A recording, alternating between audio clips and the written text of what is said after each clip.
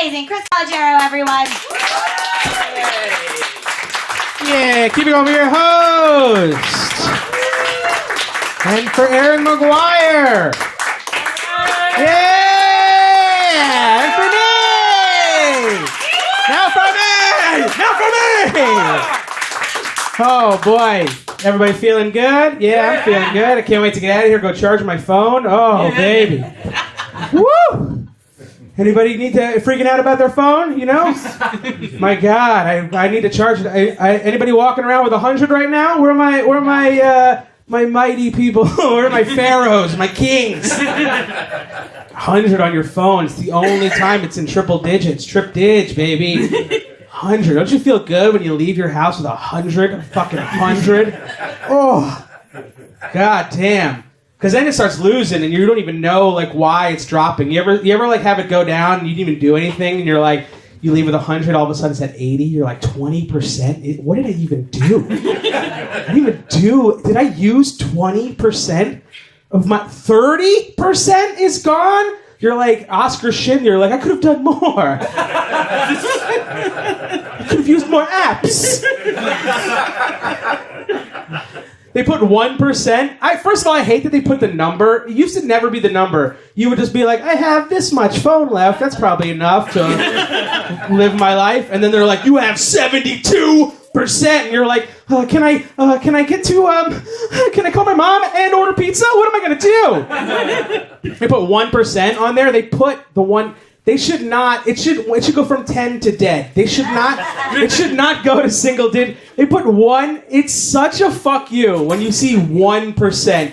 Every time I take my phone out and there's 1% on it, you just do that thing where you're like, okay, and you put it away. I feel like it's just like a social experiment that Apple did. They're like, let's put 1% on there and we'll see them scramble. Let's see if they can order Seamless with 1% on their phone.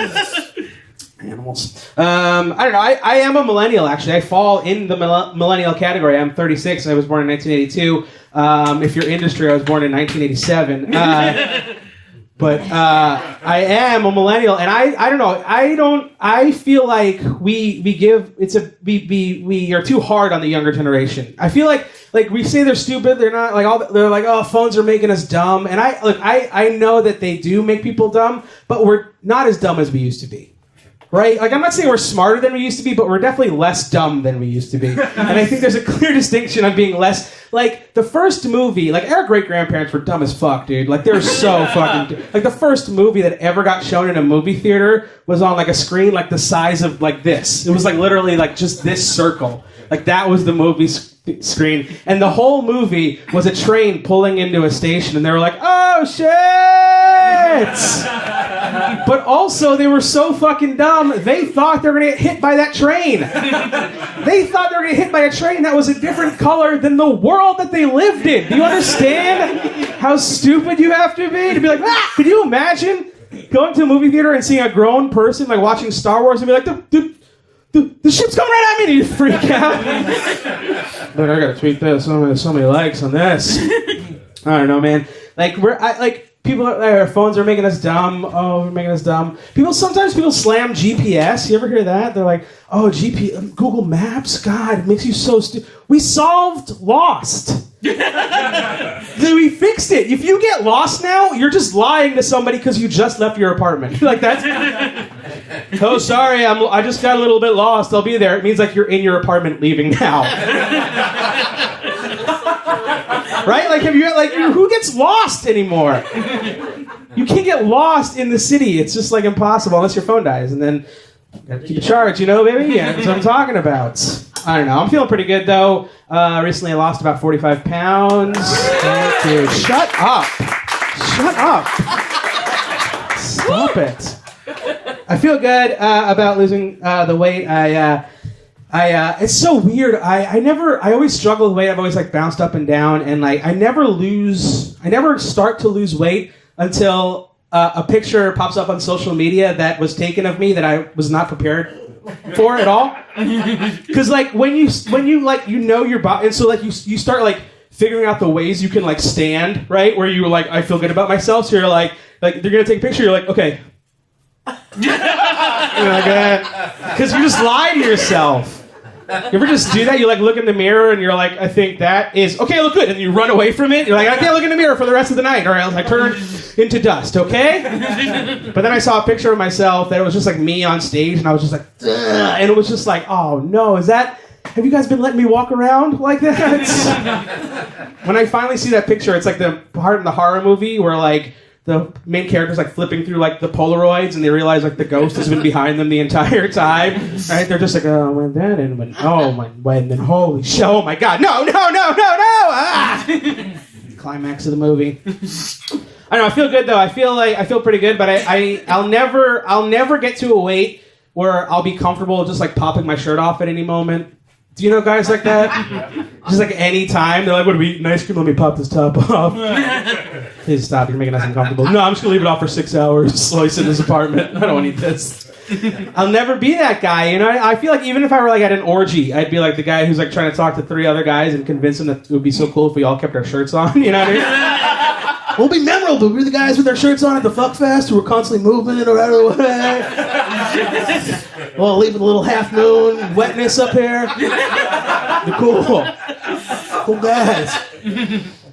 Man, I don't know. I'm trying to lose weight because I want to audition. I'm trying to lose enough weight to be Hollywood fat.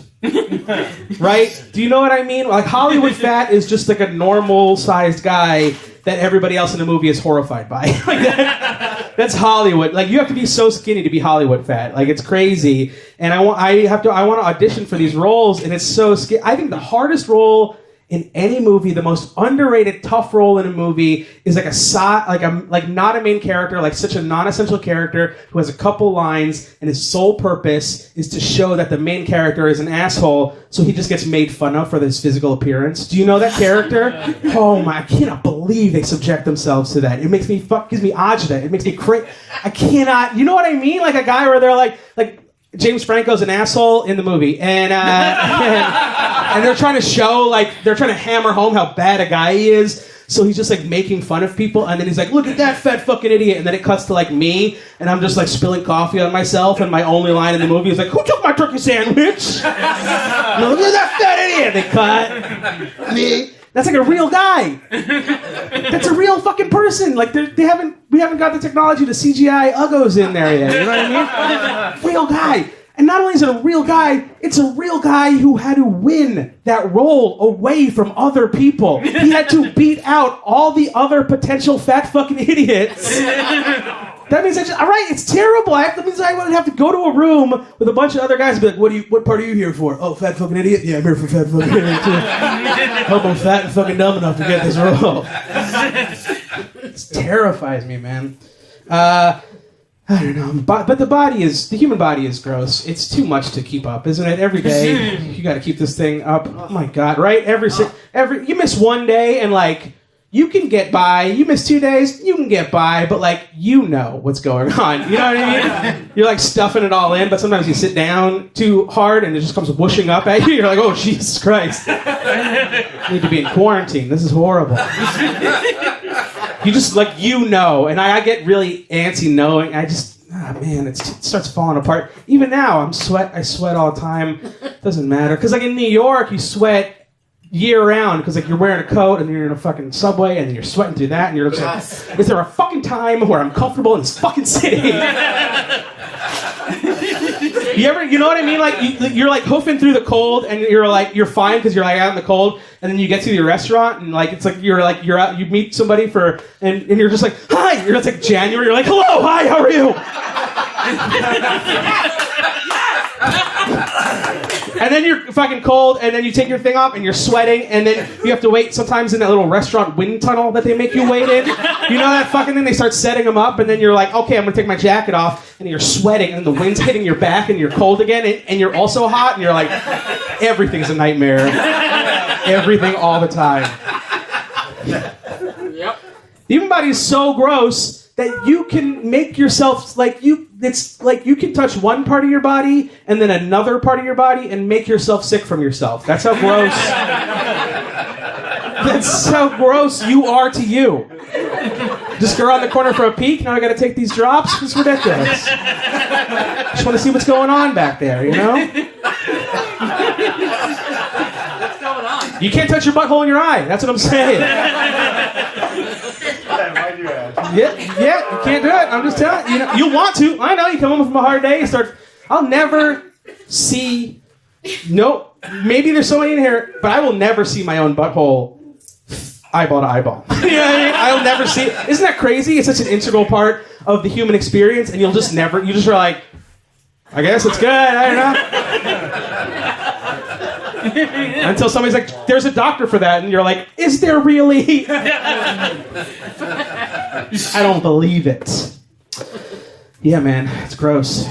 You ever catch a smell on yourself you like you didn't know existed? You just like you ever create a smell into existence? You're like you come home from a hard day. You're like, oh man, oof. Oh Jesus Christ. Oh God, it's horrible. No, I like it. I think I like it now. Oh, I'm gonna sleep with my hand next to my face, baby. Give me a hit, Daddy. Come on, I like it. Vinegary? Yeah. I don't make the fucking rules, man. I didn't make it up. It's disgusting. We start rotting after like 2 days. I know. We're gross. Fucking gross, man. We got fucking... We just start falling apart so quickly. Like brushing your teeth, like where somebody's talking about going to the dentist, like have dental insurance. Like brushing your teeth is like... Everybody brush their teeth at night? Right? Yes. Before you go to bed, right? Yeah. I feel like every time I brush my teeth before I go to bed, I feel like I should be good for 6 months. I'm like, that should cover it for about 6. And then like 6 hours later, my mouth is like, hey, it's falling apart. You got to do it again. What did I do? You just kept it closed too long. And in there, it's chaos, buddy. Ate too many spiders last night. Remember when we all thought we were eating spiders? I don't know. It was like a story. You eat 8 spiders a year. And I'm like, okay, if they're going in there, I don't care. Why do you have to tell me about it? Body's gross. What's really gross? My dogs are gross. I have a dog, and I love her so much. She's the best. She makes my life 100% better. She's fucking nasty. She's so gross. And I think it's a testament to how truly great dogs are that we put up with things from them that we would not tolerate from another human being. Like we would never put up. Like if one of my friends came up to me one day and was like, hey, can I tell you something? I just need you to know that I've been thinking about, and I just really want to eat a little bit of shit. Oh, just a little bit of shit. What about just like a little bit of shit? Been walking me by it. It smells so good. Okay, here's the thing. It's already in my mouth. That's what you got to know about me. You're like, oh my God, dude. I don't want to. This is insane. I don't want to talk to you. I want to hang out with you. The other day, I was walking my dog, and I took my eye off her for 1 second, and sometimes a dog just wants to eat something gross, so as soon as you look away, they're like, I don't care what it is, and they just fucking put it in her mouth. She just fucking grabs something, right? And so like, I was like, oh man, what do you got in there? And I reached down to pull it out of her mouth, and I pulled out a golf ball hunk of shit out of this dog's. Just a hunk of shit. Like a true, like even if I was cool with her eating shit, it's too much shit. You know what I mean? Too much at a clip, I think. Pull it out, and I was like, and I had to like identify what it was, and I didn't know it, so I pulled it out, and I'm just like, hip, hip, hip, hip, boo, up. Okay, that's shit. Had to positively identify it, and then I held it for too long. You know when you're holding something gross, you don't quite know what it is, and so you're like shit. Oh shit. Ooh. Walks over. Guess what? Shit don't come off easy. We're going home. And if anybody that I knew made me do that, if anybody I knew made me hold a ball of shit, I'm like, friendship over. Like, we're fucking, how could you do this to me? We're fucking gonna have a fight about this. My dog, no consequences faced at all. The only consequence she faced was I was just like, you made me hold some shit? Okay, you know what you get? 5 minutes, no kisses, Buster Brown. That's what you get. Mm-hmm. Okay, 4 minutes with those eyes. Don't look at me like that. 4 minutes, then we'll do a taste test, okay? Sorry, this is the gross part of the show. I don't know what I'm doing. Sorry.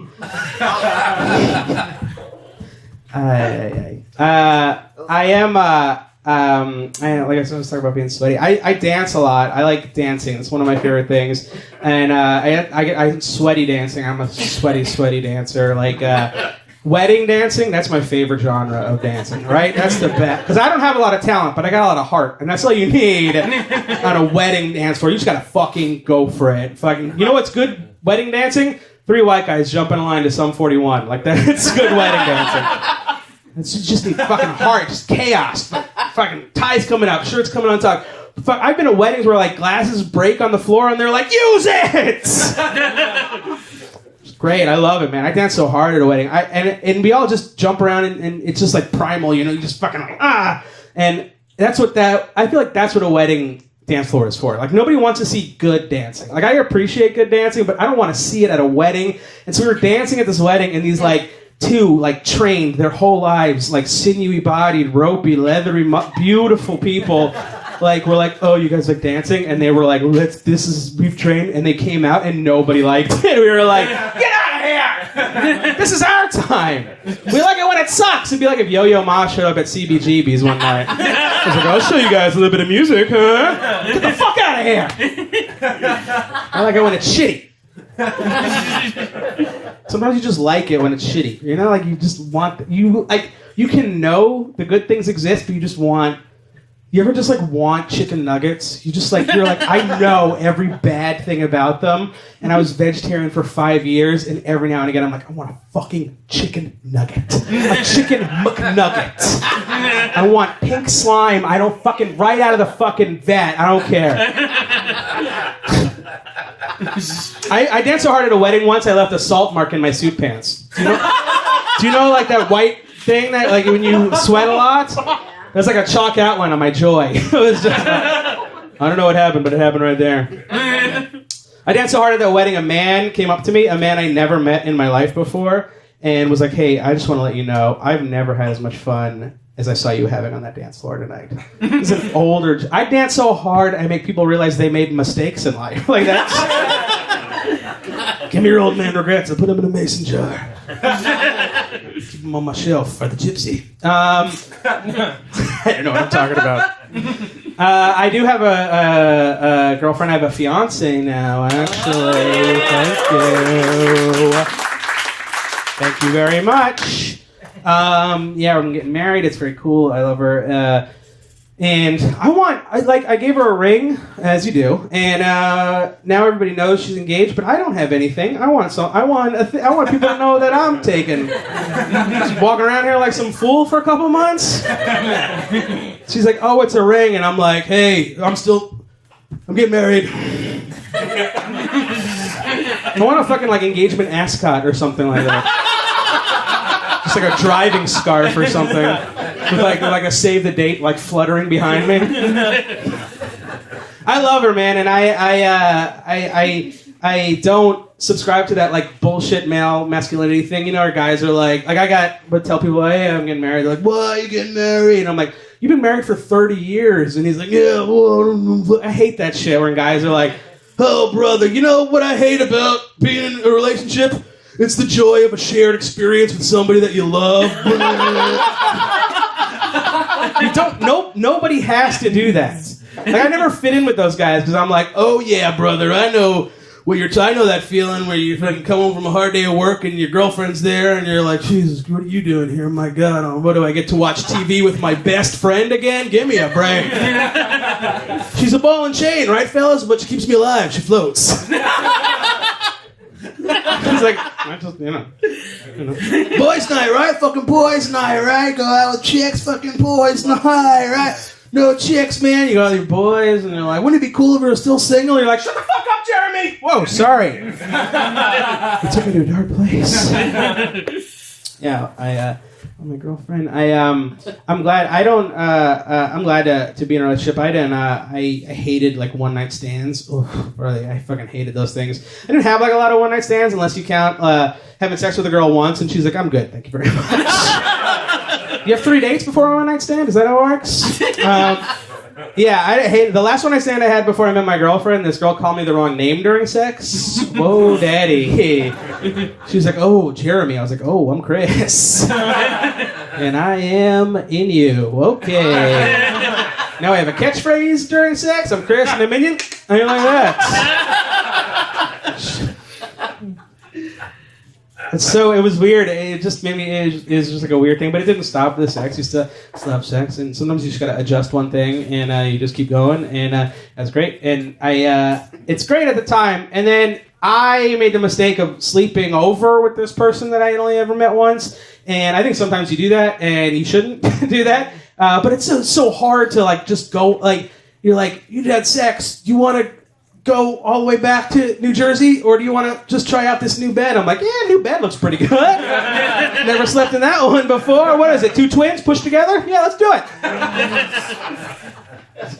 And at the time, you just do it because like your brain is still all fucked up from sex. You know that sex thing where you just like once the idea of it is on the table, you're just like, oh, I'm not gonna care about it. I could fucking die.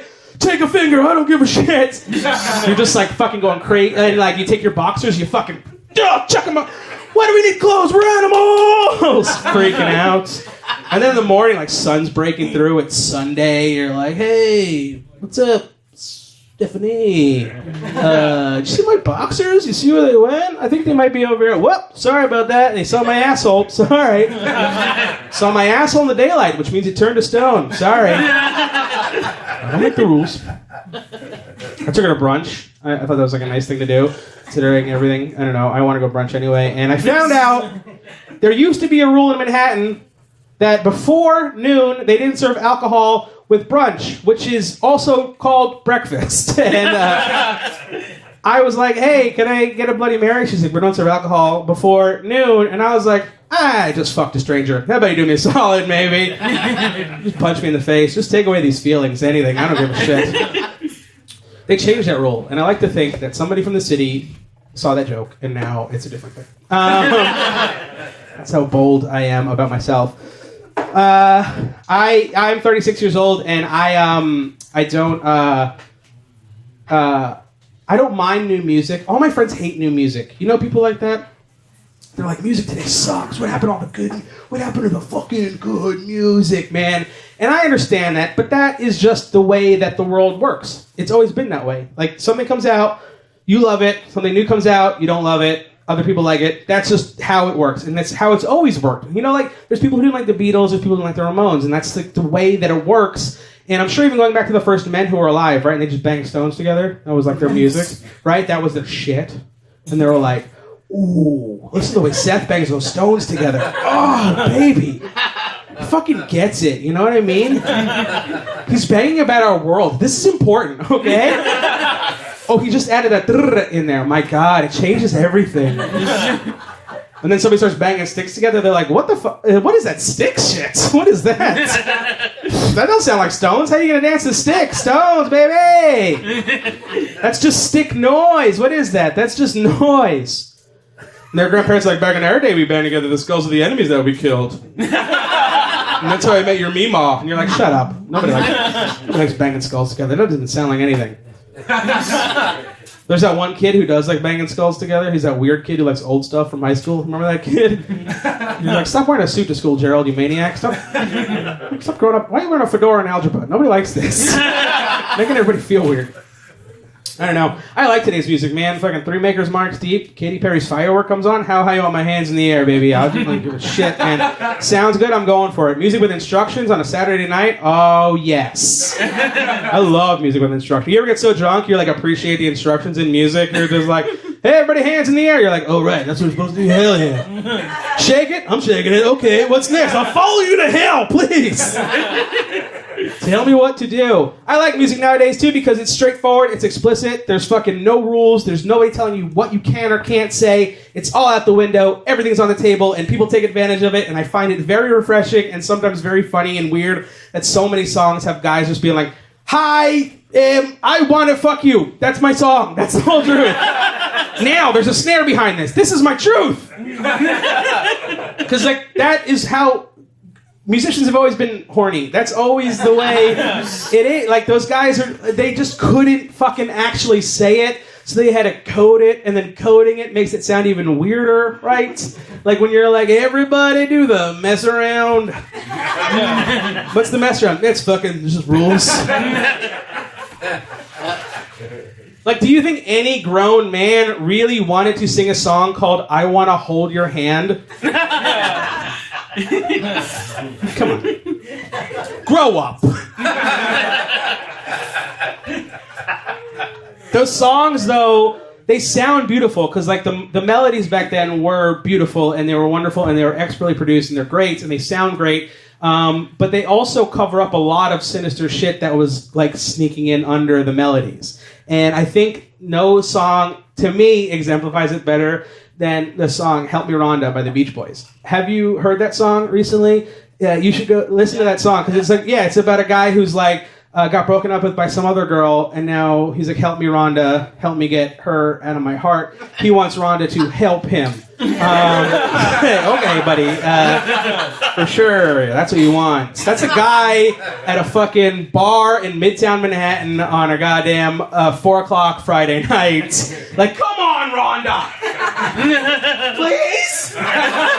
You're just gonna leave? Haven't I been nice? Like, somebody's going to help Rhonda in that song. You realize that, right? Like, they should retitle that song, Can Somebody Please Walk Rhonda to Her Car, Please? And she gets home, okay? Please?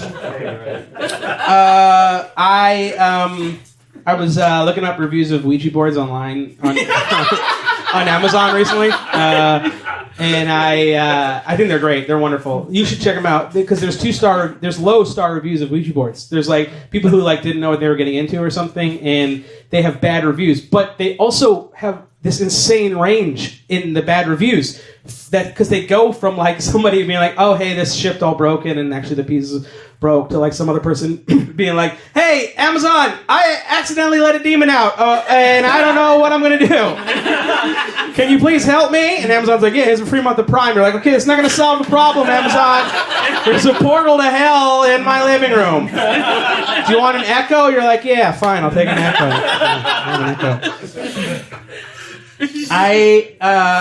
I think about death a lot. I dealt with death a couple years ago. My best friend and roommate passed away, and that was the hardest thing that I've ever had to deal with. I was actually the one who found her in our apartment, and it was definitely the worst way a roommate's ever told me that they don't want to live with me anymore.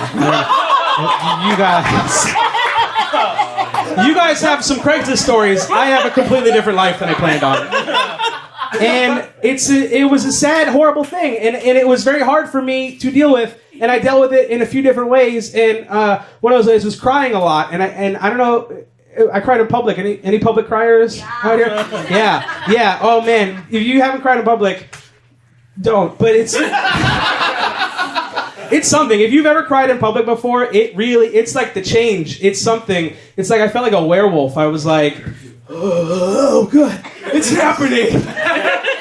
And it could be spurred by anything. Like I was like in this very dark place, and I literally saw. It felt like it couldn't be real, but I saw a Boy Scout give one of his chicken fingers to a homeless man, and I was like, okay, I gotta get to a handicap stall right now. Crying. The shower is the best place to cry, I think. 100% the best place to cry. Because, like, you can cover up your tear streaks, you can kind of wipe them away. Because I don't know if you've ever cried in public and then just tried to go back out into the world like nothing happens. And especially if you're at, like, a party or something and you're like, hey, what's up? And they're like, hey, were you crying? And you're like, what? I don't. I was probably just thinking about all the times I had sex or something. I don't know. I'm cool. But the shower, you can fucking wipe it away, you can fucking sit down, it's great. Also, when you cry in the shower, there is so much to, like, you have to eventually, like, do shower shit. So no matter how sad you are, like, you have to keep moving with your life, you know? Like, eventually, like, I was like, oh, I miss my friend, I'm so sad. Okay, oh, well, anyway.